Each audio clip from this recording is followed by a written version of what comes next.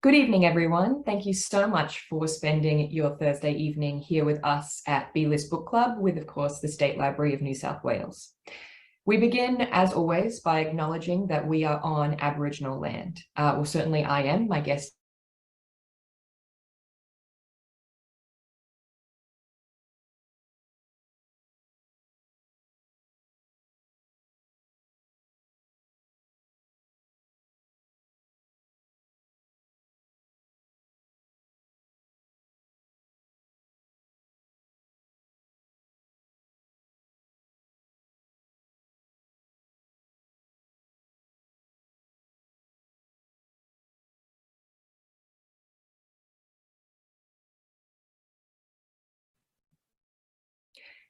Good evening, everyone. Thank you so much for spending your Thursday evening here with us at B-List Book Club with, of course, the State Library of New South Wales. We begin, as always, by acknowledging that we are on Aboriginal land. Well, certainly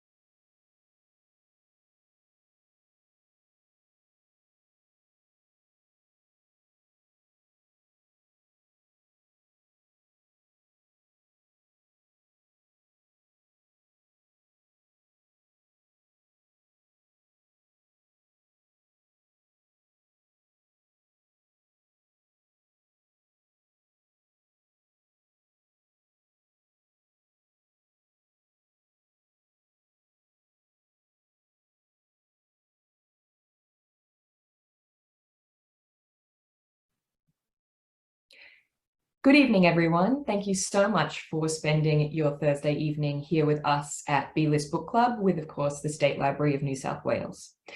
We begin, as always, by acknowledging that we are on Aboriginal land. Well, certainly I am. My guest is currently overseas. Where I am right now is Gadigal land in the Eora Nation, but this is a live stream, so I encourage you to take a moment and think about the land that you are on. Sovereignty was never ceded and there's still been no treaty, which means that Aboriginal and Torres Strait Islanders are not only the traditional, but also the rightful owners of Australia. We have, of course, a very special international B-List book club for this month. It is my absolute pleasure and privilege to welcome Amy Odell.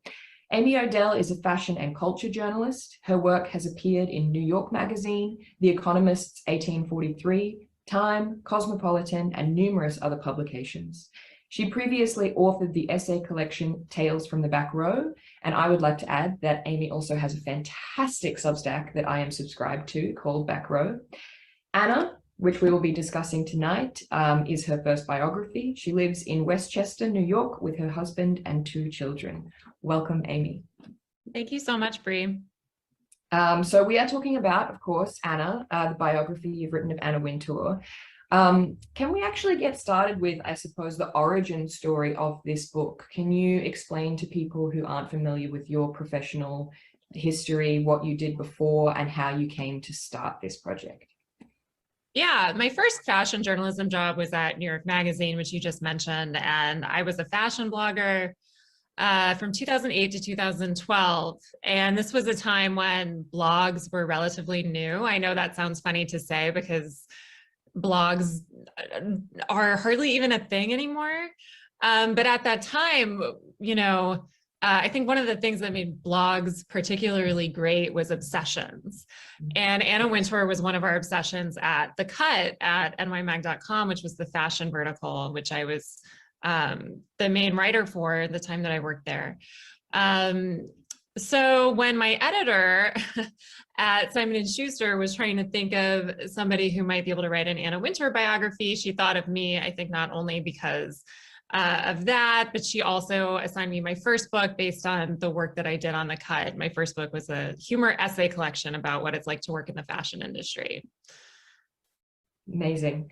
Now, you've chosen to open this biography with a scene from 2016 when Hillary Clinton had just lost to Trump. Why, what heavy lifting does that scene do? Tell us about how Wintour responded and why you decided to open the book with that. Yeah,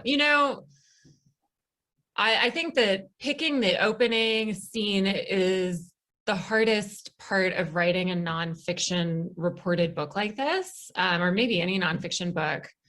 And the epigraph in the book is a quote from Anna, and I think it says, people tend to cast people in cliches, if I'm not mistaken. That's the exact quote. And I think that is something that has really applied to Anna because despite being in this public position for so long, she's been the editor-in-chief of Vogue for 34 years now. She has remained a mystery for that time. And because of that, I think the primary image of her is the one that we all know probably pretty well from Meryl Streep's portrayal in The Devil Wears Prada. And she's done really very little to sort of change, that image that the public really has of her. And I think with women in positions of power, it's a lot easier to see them in that kind of one-dimensional way than to see them as human beings. And some of the feedback I got when I was having friends read the book and say, what do you think? Before I was done with it, something people said, which I thought was nice, was you really humanized her. And I didn't go into it thinking, oh, I must humanize her, but that was kind of the end result when I put all the pieces together. But I chose that scene because I just thought it was, one, a very unexpected reaction that she had. People don't think of her tearing up and crying and having a very emotional reaction. I'm an American, I'm speaking to you, from New York, as you said. The night of the election was gut-wrenching for us. I've never cried over anything political in my life. I couldn't stop sobbing. I'm choking, I'm thinking about it. And she experienced that as well. And I thought that was kind of fascinating. But then it's also interesting because she cries when she's addressing her staff and talking about, this election happened. Trump is going to be our president. We have to move forward. But then what does she do? She goes and she calls over to Trump Tower and gets a meeting with him. So that shows really her contradictions, which have made her so controversial as a public figure. It does a lot of heavy lifting. You realize immediately when you've started reading that this biography will show you a much more three-dimensional picture of this sort of stereotype, this like figurehead that we've seen so much. And then you're just sort of, you can feel yourself coming onto Team Anna, with her emotional response and learning about how political she has been. And then she calls Trump and it's like, oh, this is not going to be easy. This is not simple. She is still like such a complicated figure. Loved it. Okay, I want to go back to essentially her origin story. For people who haven't yet read the book, can you explain how formative it was, what her father did for a living, and how ironically she was sort of the black sheep of quite a intellectual, newsy family? Yeah, absolutely. So Anna was born and raised in London, and she came of age during the 1960s, which was a time, after World War II, where the center of culture was really in London. And she has said that informed her interest in fashion. And, if you look at her today, you can see traces of that time in her very iconic appearance, the bob hairstyle, Vidal Sassoon, that started in swinging London. And somebody made I was going to say snide remark, but it is true that everybody in London had that haircut in the 60s, and it didn't make Anna unique, even though it's iconic to her today. But her father was Charles Wintour. He was the editor-in-chief of the Evening Standard, which was a very influential newspaper. And what made it influential was that, one, he really cared about visuals, just as Anna does with Vogue today. Two, he gave equal weight to the arts and culture. Think of 1960s London. That was so important. He saw that, he latched onto it as he did politics. That was his background, was in political news and political writing himself. And he nurtured that in Anna. He saw that in her, from a young age, and she credits him with giving her the idea to be editor-in-chief of American Vogue. And she says, once he said that you should be the editor-in-chief of American Vogue, she never looked back. I should note also that her mother was American, so she could go, and she later did, go to America. She had a passport that enabled her to do that. And her family was not like her. Her family was not obsessed with fashion. She has 3 siblings. They were really more academic. Her brother, Patrick, is a political editor, I believe, at The Guardian. So they had really different interests. And she talks about how she felt like the odd one out in her family because she was interested in fashion, and her family and her siblings would kind of make fun of her for that. So I almost felt like, in examining her career and all these things that she had said about her family, fashion, it was a way to make her stand out in her family, but she also really needed to conquer it and get to the top to sort of prove to them, that she was a worthwhile person. And obviously she did that in spades. It is interesting. Was it her father who made that sort of snide remark about her when she was like a teenager, a very young woman going off to a protest and have like only just learning that there are 2 parties, 2 political parties? Yes, I'm glad you picked up on that. Yes. He made that snide comment, which I could imagine, I don't know for sure, but I could imagine that very much embarrassing Anna. But he made that comment when she was editor-in-chief of British Vogue. She had just become editor-in-chief of British Vogue in 1986, it would have been. She went from from New York back to London to do that job. And that was her first editor-in-chief job. And it was a really big deal. And it was notable to the British press because she was the daughter of Charles Wintour, a very famous Fleet Street editor who they all knew and covered, for such a long time. So they did this profile of both of them together, talking about Anna being an editor-in-chief now, the Charles Wintour progeny. And then he makes that snide comment. And then I had other examples in the book of him seeming to not really take her seriously. Even after she has sort of very much proved herself, that it seems, I think it's fair to say that a possible interpretation of part of her drive is just this like sort of a chip on the shoulder or just a need to prove herself, because even when she was hitting these extraordinary professional high marks, it seems like it still wasn't enough for her father, who was like had a huge impact on her life. Yeah, I'm so glad you picked up on that because I wanted that to come through in the storytelling. And one part of the book in which this is evident is that when she's at New York Magazine and she gets an offer. So New York Magazine she was the fashion editor for New York Magazine, which is not a fashion magazine. It's a sort of news and features magazine about New York City. Really cool, hip magazine.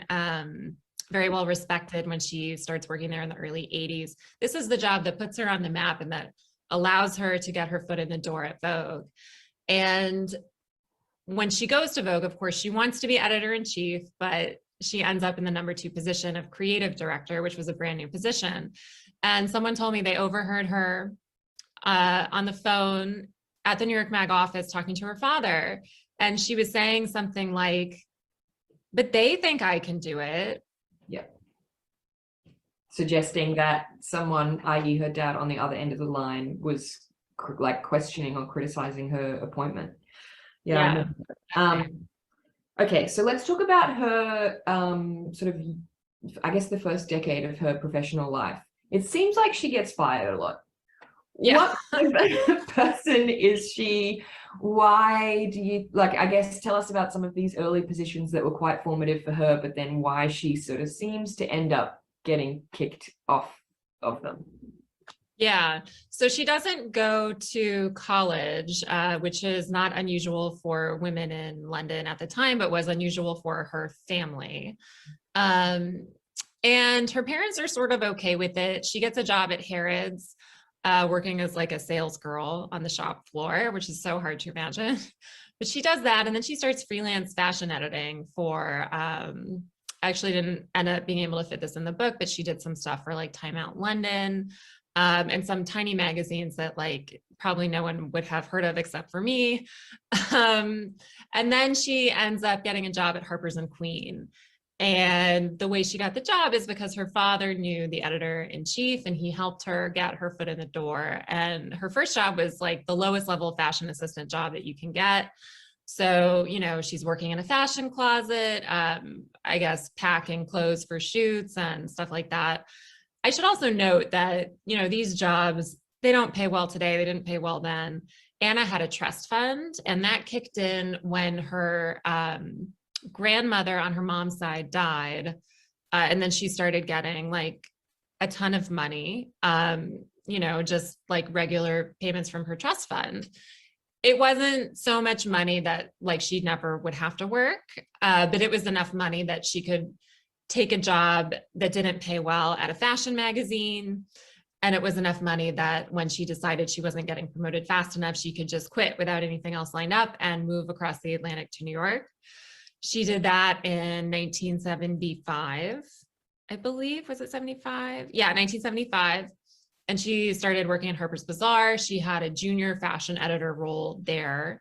And New York is a very different environment for her from London. In London, the fashion magazines are a lot more experimental. I mean, this is still the case today. If you look at European fashion magazines, compare them to American fashion magazines, they're much edgier. And,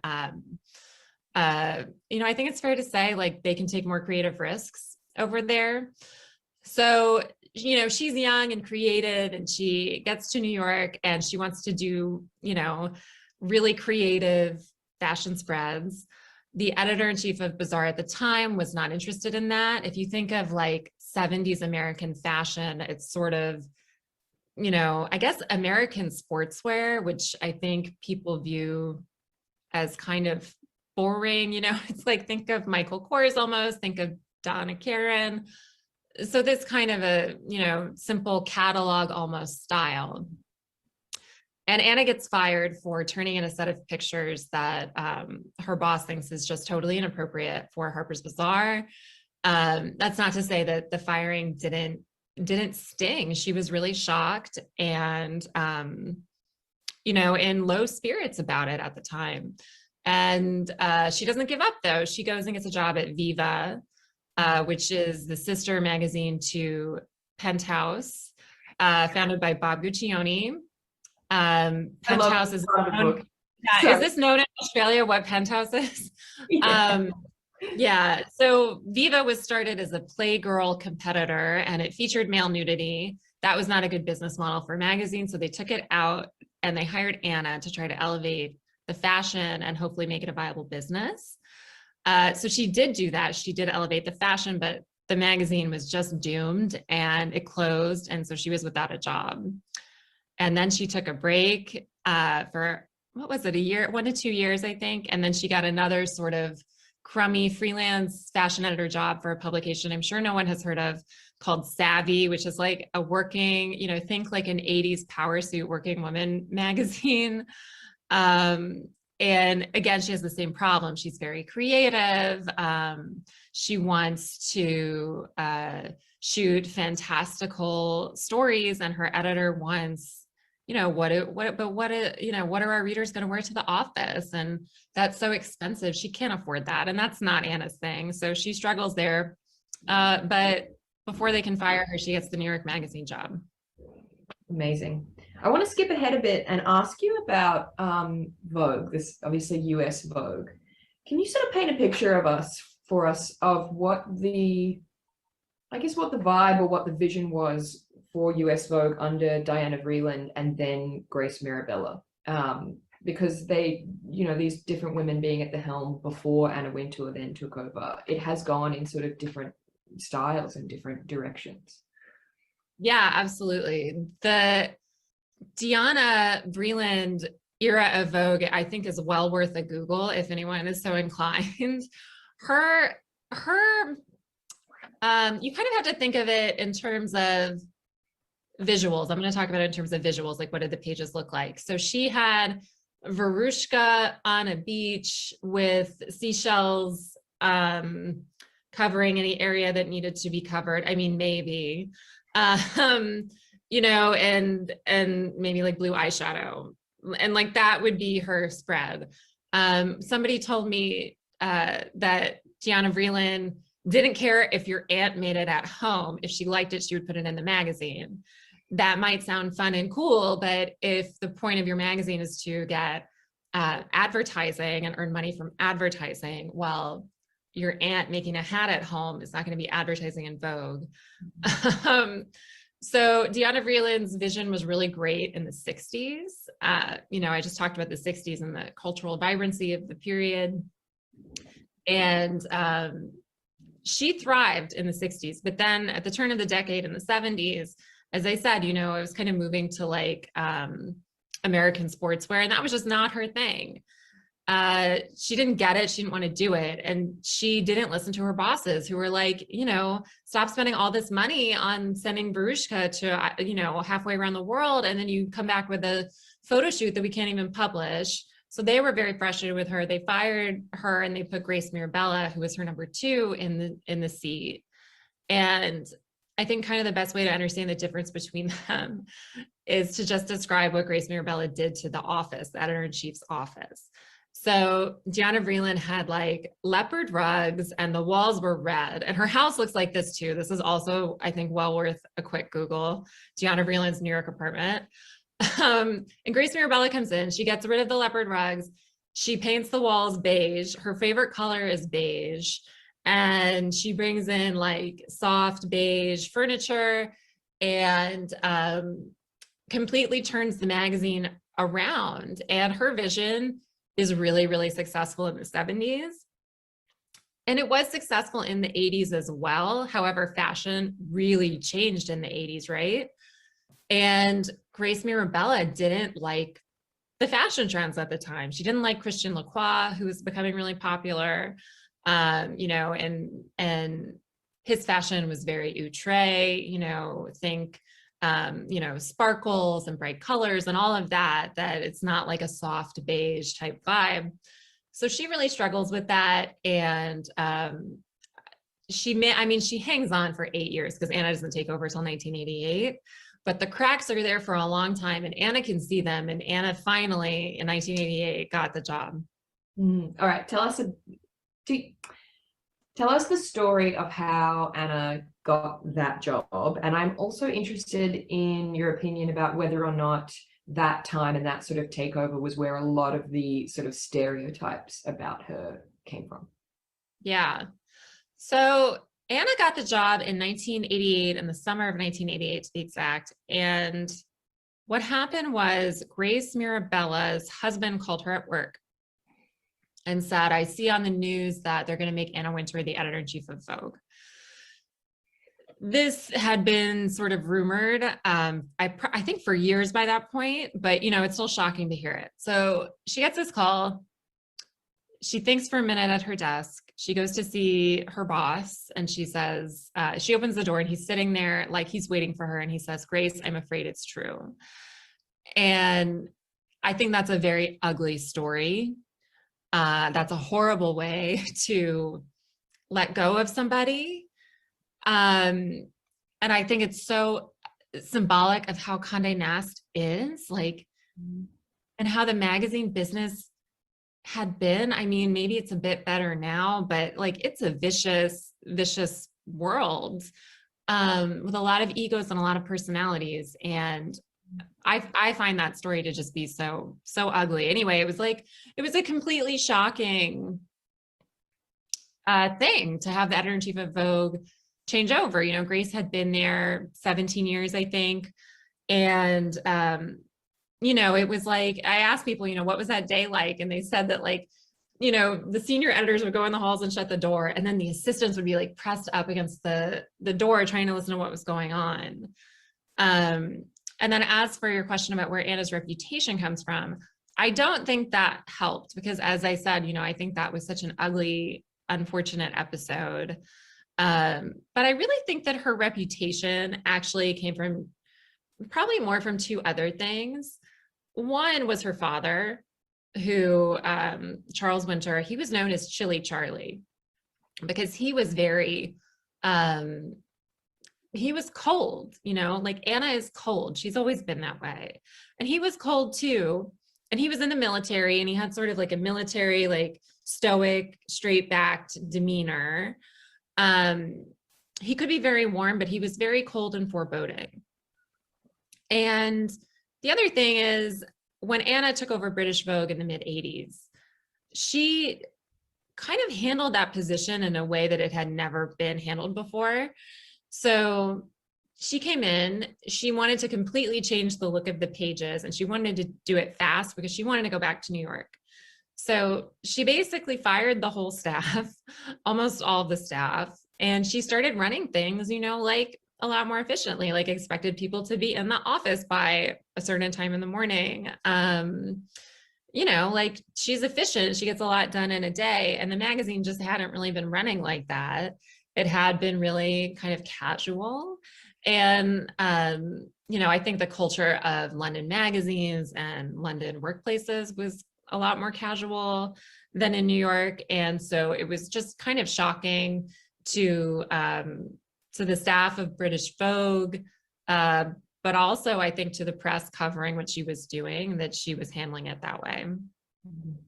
What do we need to know about her partners? My opinion of one of the reasons she has the reputation she does is because people typically judge mothers in a way that nobody else gets judged. We have like the culture, the society in general does not take kindly to working women, particularly in previous decades. And I was hoping you could talk a bit about her, Yes, her family life, but I see a bit of irony here where she now seems to be someone who fiercely protects her family time and her sort of privacy and her right to her family. And yet in the past, went back to work the week, like 1 week after giving birth, always had like full-time nannies, and was known to have publicly cheated on her first husband. Like what do we need to know about her family to understand her? Yeah. So I think her husband, she's been married only once. I know Shelby Bryan, who was her long-term boyfriend, you just referenced, excuse me, who she cheated on her husband with. There are some articles online that say that they were married. They were never married. And the man she married in the early 80s was named David Schaffer. He was a child psychiatrist. He's still alive, but I don't believe he's working anymore. Child psychiatrist. And he actually had, which I say in the book, he had kind of a secret fashion obsession. Like he had collected issues of Vogue, and he knew a lot about the fashion world. And Anna was a really incredible entree for him into that world, if he was interested in getting deeper into it, which people suspected that he was. He had been friends with Grace Coddington, the legendary fashion editor who worked with Anna at British Vogue and American Vogue. So he was very interested in her work, and being a psychiatrist, I heard this so many times. People said, he helped her. I'm sure he helped her figure out how to deal with all the neurotic people at the magazine. I'm sure he helped her figure out, what to say in this situation. And people did say that after they got together, like she kind of became a really unstoppable force. And I don't mean to imply that he is the reason for her getting to where she is, but there was something about that partnership that unleashed her in a new way. And I can understand that also from personal experience. I think corporate politics are really difficult to navigate, particularly in a company like Condé Nast. So if you have someone who can give you good advice on that, I can completely understand why she would lean on it. But yes, as you said, she cheated on him. They had 2 children, Charlie and Bea, who people might know from seeing them on the Met Gala red carpet. And Anna cheated on him in the late 90s with Shelby Bryan, who was like a wealthy tycoon type. Like most of the men that she had dated were really more intellectual types. Like she wasn't someone who only dated rich guys, is what I'm trying to say. He was the first one she dated who had that kind of money. And they dated for a very long time, but they never lived together. And he never helped her with her work, which was a really, really different situation from that of her first husband. And she has said, that people told me that when her children call at work, she always answered the phone.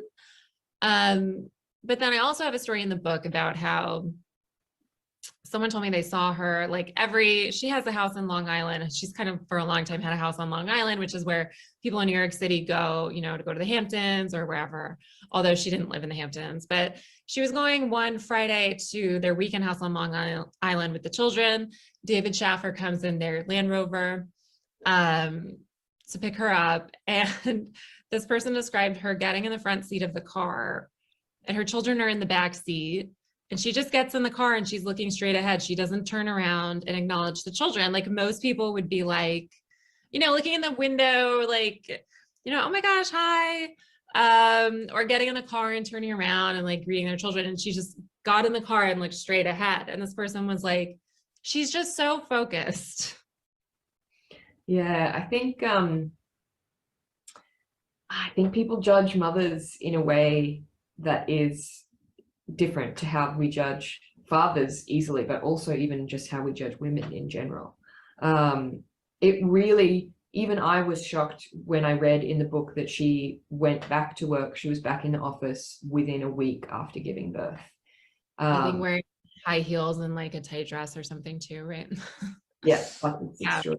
All I want to focus a bit more on, I guess, some of the social issues and the sort of significance of her role at Vogue.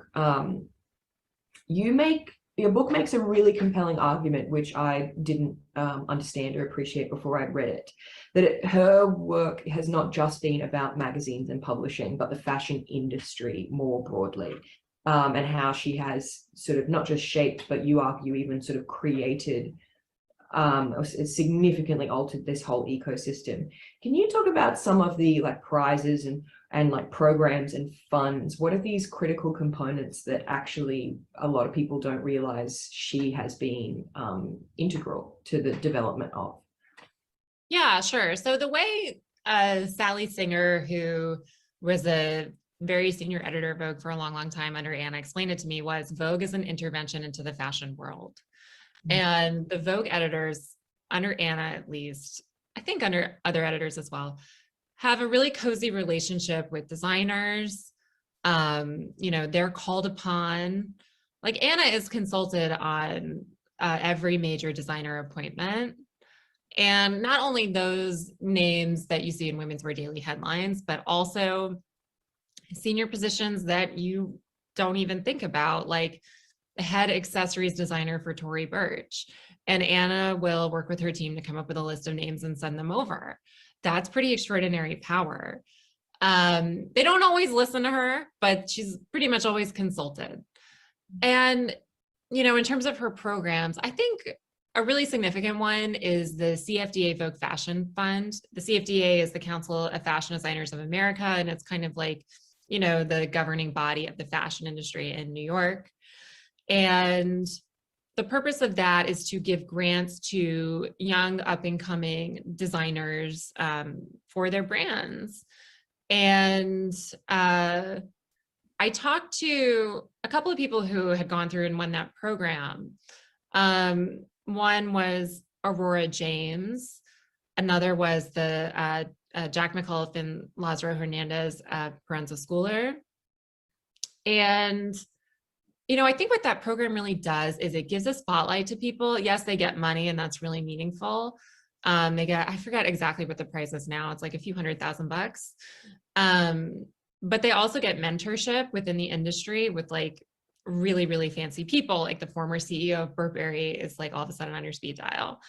And Anna is somebody who could also all of a sudden be on your speed dial. And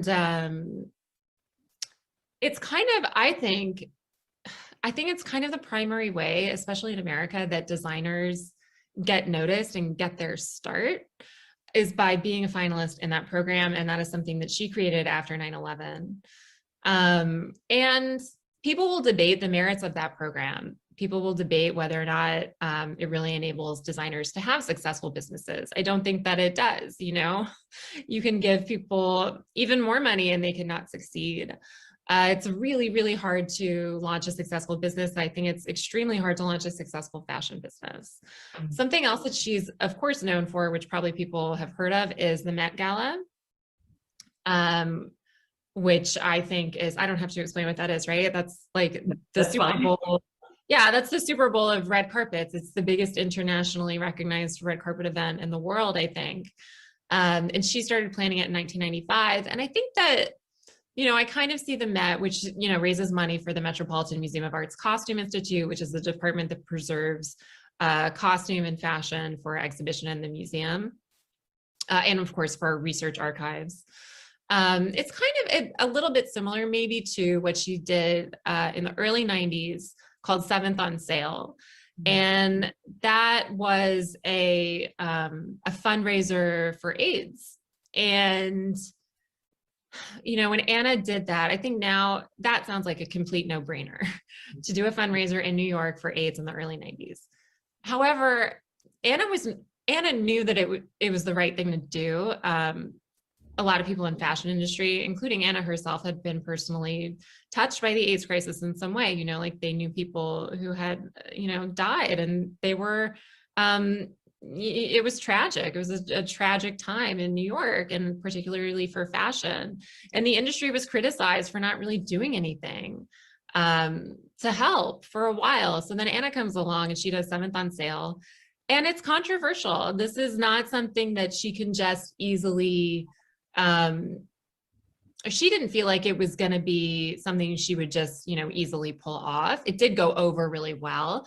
But think about Vogue's advertisers. Like you're going to have, I'm hesitant to even name an example, but you're going to have like really, really, really mass brands that advertise in Vogue that, at the time didn't want to be seen as having anything to do with a disease that was primarily affecting the gay community. That was controversial at the time. I don't think it is really anymore, but she was really nervous about that. But she did the fundraiser for a number of years, and it was really successful. It raised a ton of money, and you can just sort of see the way she planned these events, like how the things she learned from that, she applied to the Met Gala and so forth. I asked this question to lead us into like sort of some of the more difficult and recent stuff, because like people need to understand how much influence she has, how she gets consulted on like pretty much anything that happens at once you get to a certain level of the fashion industry, how huge her basically power of pulling in donations and funding is with the Met Gala and with that sort of philanthropy arm of what she does, how the Met Gala has become even bigger than the Oscars in terms of a red carpet experience that is a focal point for advertisers, for designers, etc. She's this sort of spoke and the wheel in a sense. What did people criticize her for in sort of 2020, in this time of Black Lives Matter? I'm interested in particular, in your book you write about how when she made Andre Leon Talley the creative director, he became, and I quote, the highest ranking Black man in the history of fashion journalism. And yet she also, in like the last couple of decades, has made some huge mistakes. Like, how has she done well and done poorly on race? Yeah. So the summer of 2020 was a difficult time for her. She was, gosh, I really even hate to use the word canceled because it's been weaponized by the right, but people thought she was going to, for lack of a better term, get canceled. And the issue, where to begin with the issues? I mean, really, not just the magazine itself and what you see in the pages of the magazine, but also like the whole ecosystem of Vogue, who was on her staff, who Vogue helped, that all sort of came under scrutiny. Had it been diverse? No. And Anna herself, actually, she apologized for publishing racially insensitive, I forget her exact language, but it's something like racially insensitive photos. She wrote an email to her staff in which she said this. She knows that when she writes that email, it's going to be leaked and it's going to appear in the press, and it did. But it kind of all it did was really very quickly snowball all of the criticism that she got for, like, not always treating people kindly herself, but also having this attitude where, what happened was mostly very thin, wealthy white women, or I shouldn't say mostly because I don't know that for sure, but many, many very thin, wealthy white women end up getting these really prestigious jobs at Vogue, and other people are excluded. And, Anna's criteria for hiring for Vogue, it was such that it did exclude a lot of people, because she was looking for, and, I had someone say this to me directly, like when she was hiring her assistants, she liked, and the term that this person used was girls of privilege. So people who were socialites, basically. And if you think really logically about it, if you're going to be like, try to get in her headspace, you're running Vogue, you think it stands for like very, very high-end, classy fashion. I can see why you would be attracted to socialites, because those are the people who have the money to be exposed to fashion and to wear fashion their whole lives. She's also someone who people told me, like, she would look people up and down to see what they were wearing. she would start at their shoes and work her way up. And then like people could tell what she was thinking about what they were wearing based on that. And then people felt like they had to like go out and buy designer wardrobes or like buy Manolo Blahniks. I mean, someone who interviewed to be her assistant recently, like I think within the past, let's say like 7 years, 5 to 7 years, said that before, this was before 2020, but before they went into her office to interview with her, she was taken into the Vogue fashion closet to get heels to wear because they didn't want Anna to be distracted by the fact that she was wearing flats and just, you know, not be able to consider her because of that. So these kinds of things led, you know, she had real blind spots when she was approaching things this way. You know, and then the magazine wasn't diverse. You know, it hasn't really been diverse until recently. All you really have to do is look at the covers of Vogue to see where diversity ranked as a priority under Anna's tenure. And I was really interested to see, you know, I was really young in the 90s. I was born in 1985. But the issue of diversity in fashion magazines and diversity in fashion has been there my whole life. It has been talked about in the press. So this was not a new issue. And, you know, when blogs, to go back to blogs, but when blogs came up in like, I don't know, the early 2000s, Vogue started facing criticism in a way that they never had before. Like, yes, they had been kind of called out here and there in the New York Times, but then you had sites like Jezebel, who were writing all day long and wanted to blow up the establishment.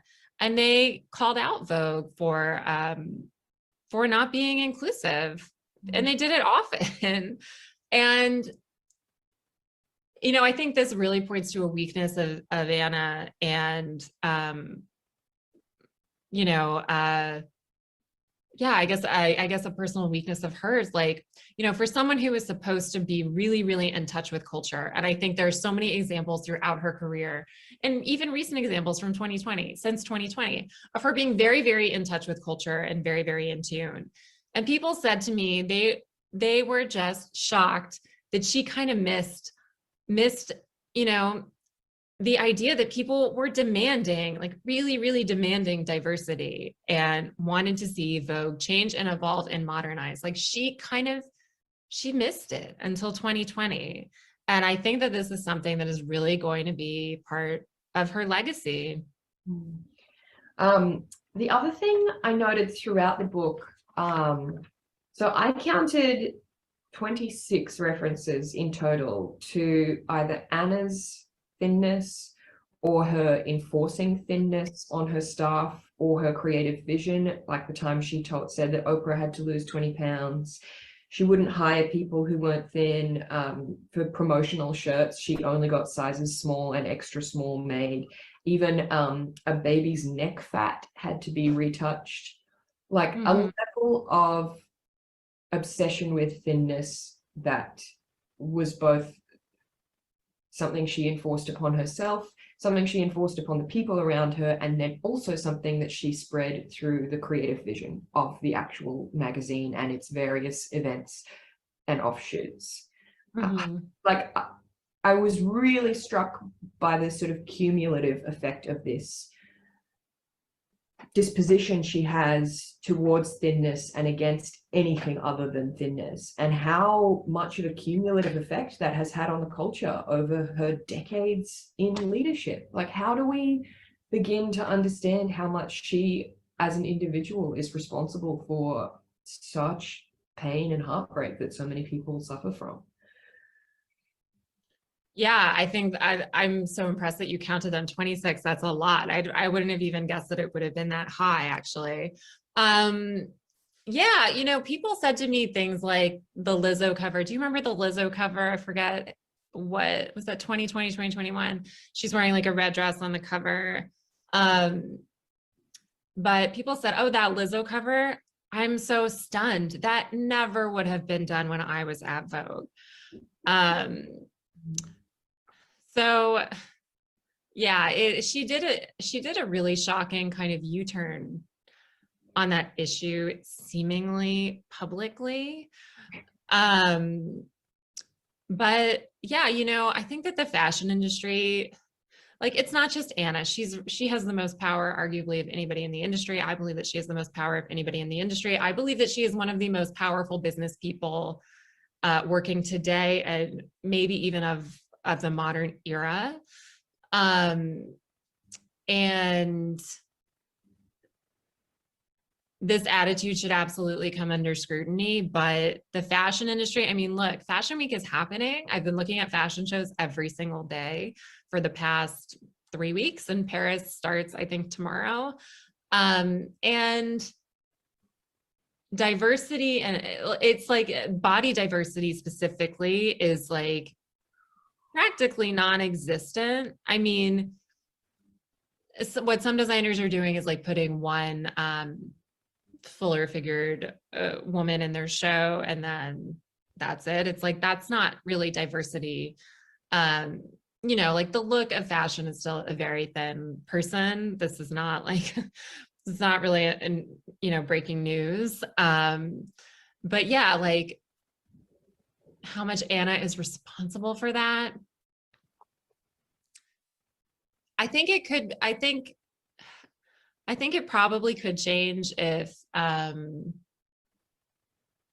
it was a priority for the industry.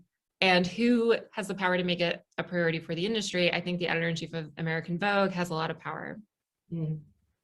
Okay, I want to move to the 3 audience questions that we had submitted, because they're also a lot of these questions are about sort of the final questions I had as well, in terms of like next steps and legacy, where we go.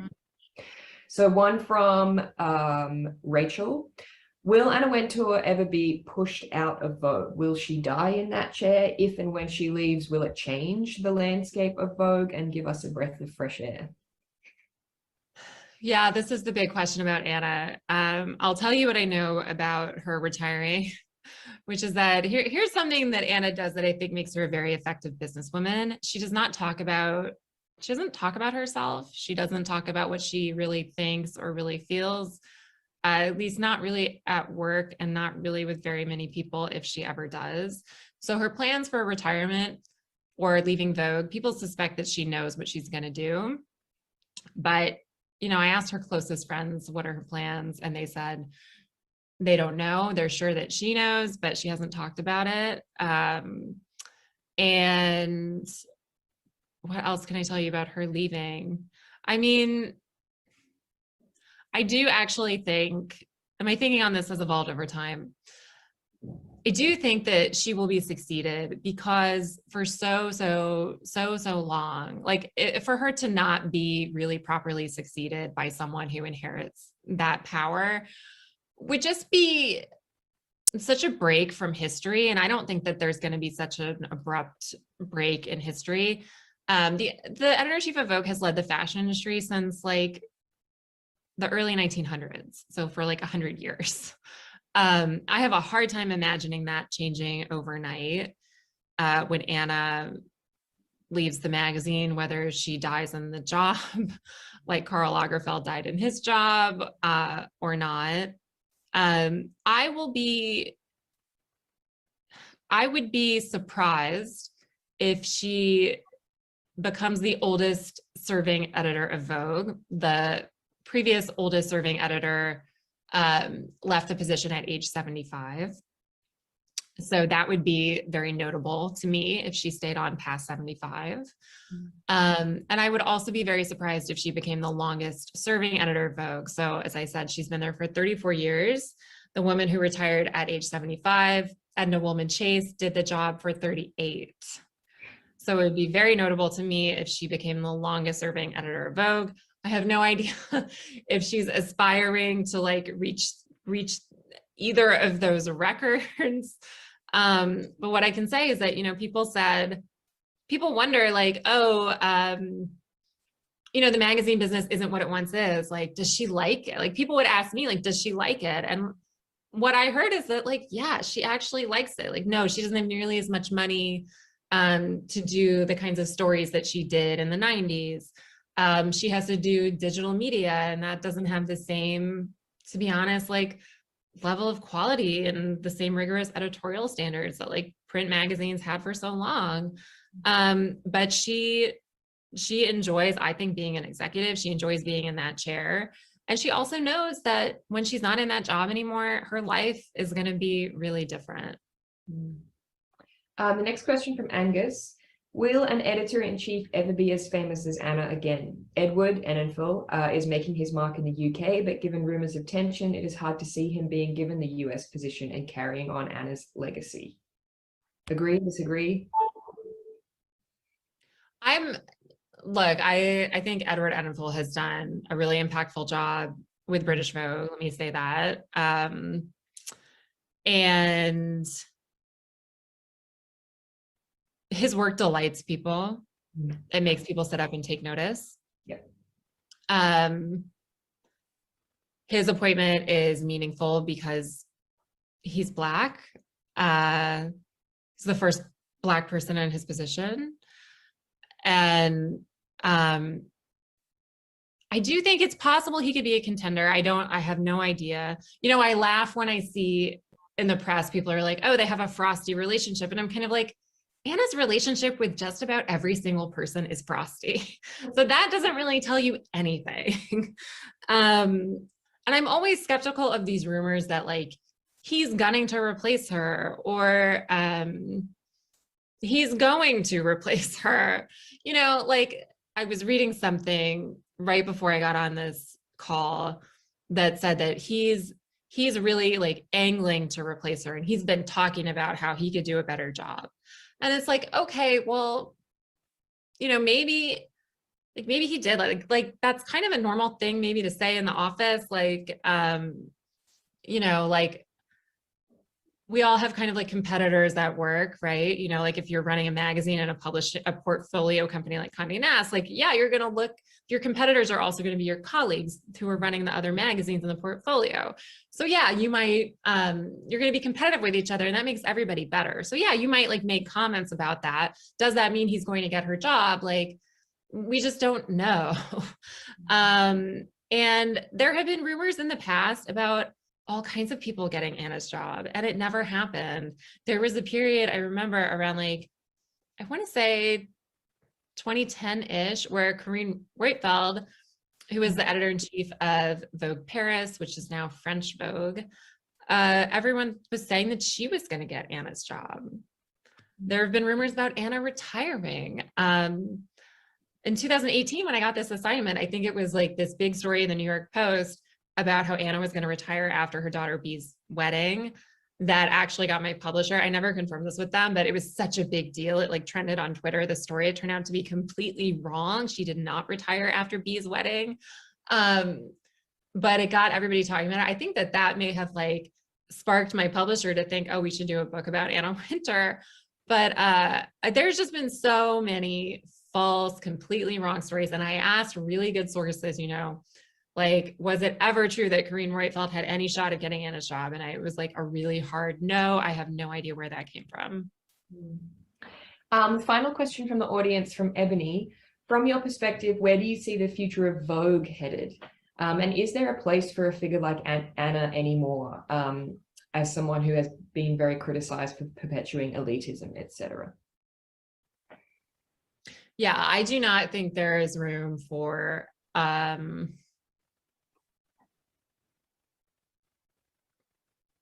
I'm trying to think of the right word. No, I don't think there's room for someone who is going to, you know, make thinness such a priority, who's going to make privilege such a priority. And Anna claims she's not doing that anymore. You know, you never know what's in somebody's head or what's in their heart. Only that person knows. Maybe she's really changed. It's just impossible to know. But no, I don't think there's room for that type of leader. I think that the leader that comes into the job is going to have a different character. I think that they're still going to be intimidating. Like the editor-in-chief of Vogue has always been intimidating. Like people describe being really afraid of Grace Mirabella and being really afraid of Deanna Vreeland. It's kind of grandfathered into the job. I do think they'll have to choose someone thoughtfully. You know, I don't know how long Vogue is going to exist in print anymore. I can't imagine it's going to go on forever. I wouldn't be surprised if it faded out this decade. what we're seeing Vogue do now is a lot of events. So they're selling tickets to conferences where you can see Gigi Hadid get interviewed by, I don't know, Hamish Bowles, I'm making this up. They just had a runway show on the streets of Manhattan called Vogue World, which they made a big deal about on social media. And that was like, you buy a ticket, you sit there, you watch this Vogue fashion show, and then you get to like eat bread from a Fendi food truck. So this seems to be what they're leaning into. And, you know, I think it's only going to go more in that direction. And Vogue is a brand that really, it's not really a magazine anymore. It's like YouTube videos, it's a website, it's Instagram feeds. So yeah, it's going to change. It's going to keep evolving and changing a lot. The thing that Anna did really, really well, which was make that print magazine for so long, is not really nearly as important anymore. Even the digital covers, like Vogue's digital covers, can have just as much impact as their print covers, which we saw with the Ukrainian First Lady cover. I think the challenge for filling her role is going to be to get somebody with really, really deep connections, to be honest with you, who can keep that momentum going. Also, I would be absolutely shocked if they picked somebody who did not have a ton of digital media experience, like kind of like came up really more on the digital media side than the print side. And, you know, it's funny, I'm just going to throw this name out there, but I did a TikTok video. You can find me at Amy Odell Writer if any of you are on TikTok, where I said, you know, if I were making a short list of names, I would put Eva Chen, Edward Enninful, and Kioma Nadi, the editor of Vogue.com currently, on it, among probably a lot of other people. And I got thousands of comments of people being like, or maybe hundreds, you know, Eva Chen would be amazing. Like, she has the connections. She's so great. So I would expect kind of somebody like that, like an influencer type. And I think Edward Enninful is an influencer type to get the job. Yeah, actually, one of the follow-ups to one of the audience questions was about Eva Chen. So very gratified to hear you say that. My last question for you actually is that, I mean, you've been working on this book for years. What's next for you? Yeah, where do you go from here? Well, in the meantime, before I have another big project come out, you can read me around twice a week on my Substack newsletter, which you so kindly mentioned, thank you, at amyodell.substack.com.